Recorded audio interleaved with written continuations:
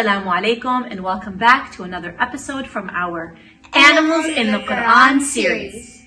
Today, Maryam and I will be talking about the largest land mammal on earth, one that can live to be 80 years old and is in danger of becoming extinct, the elephant.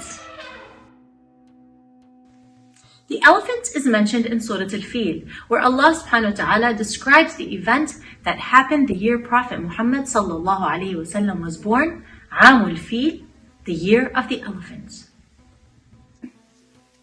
The story begins around 50 days before the Prophet Muhammad sallallahu alaihi wasallam was born. Yemen was ruled by the Christian governor Abraha. At the time, most of the trades were going through Mecca because the Arabs considered the Kaaba to be holy and visited it during business trips. Abraha was jealous because all the worshippers and trade caravans were visiting Mecca instead of Yemen. He decided to build a massive church to bring people to his kingdom. But after the church was built, Abraha realized that his plan had failed. He came up with the evil plot to destroy the Kaaba and began putting together an army of 60,000 soldiers to march with him and carry out his plan. Abraha's army wasn't like any other army though. His had a secret weapon, massive animals that the Arabs of Mecca were not familiar with, elephants.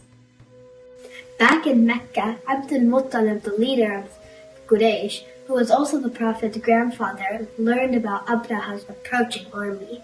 He asked the people of Mecca to evacuate and hide in the mountains. Abraha's army continued to march towards Mecca, but when the army got close to the Kaaba, his elephant refused to move forward. When he would turn the elephant in the opposite direction and away from the Kaaba, it would walk. But when he turned it towards the Kaaba, it refused to move. Abraha and his army quickly realized that there was a special power working against them. Suddenly, the sky above became very dark as it was filled with hundreds of birds flying towards the Kaaba. Each bird carried a small stone from Jahannam, pre-programmed by Allah to hit a specific target. A rain of stones poured down from the beaks of the birds, and in a few minutes the whole army was destroyed. Allah subhanahu wa ta'ala describes the scene of the army's state by saying, "So he left them like chewed up straw." Their bodies were not even recognizable after Allah ta'ala was done with them. He had destroyed the evil plan of Abraha and his army, saved his house, and protected the people of Mecca.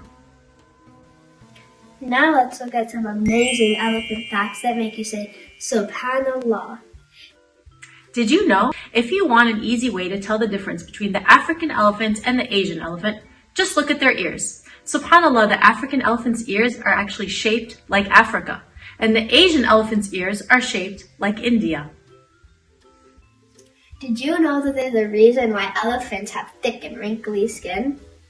Elephants, especially African elephants, live in places where it's hot and hard to find water. Allah allowed these creatures to manage these harsh conditions with thick skin, and because elephants have no glands with which to sweat and cool down the wrinkles in their skin, act like a sponge to help retain water and keep them cool. And if you've ever seen elephants taking mud baths or throwing dirt on their backs, that's actually part of their skin routine. The mud helps keep bugs away and keeps their skin hydrated by creating a protective layer, kind of like a messy version of sunscreen. Don't try that at home. Did you know that elephants weigh between 6,000 and 15,000 tons? That means they weigh as much as 1 or 2 cars. Did you know that an elephant's trunk is like a tongue, a nose, and an arm all at the same time? Elephants use their trunks to communicate with one another, sending rumbles, growls, snorts, cries, and trumpets across far distances. An elephant's trunk can detect scents from miles away, and once they smell something, they never forget it. And the trunk is made up of 40,000 muscles and can lift up to 700 pounds. An elephant uses its trunk like a vacuum to suck up water and splash it into its mouth or onto its back while bathing. And if you look closely at the end of an elephant's trunk, you'll see that it has 2 extensions that can be pinched together to pick up small objects, kind of like we do with our fingers. Although there are so many more miraculous facts about this amazing creation of Allah, that's all the time we have for elephants today. Thanks for joining us and see you next time. Don't forget to subscribe, like and share. May all your pathways be pure. Assalamu alaikum.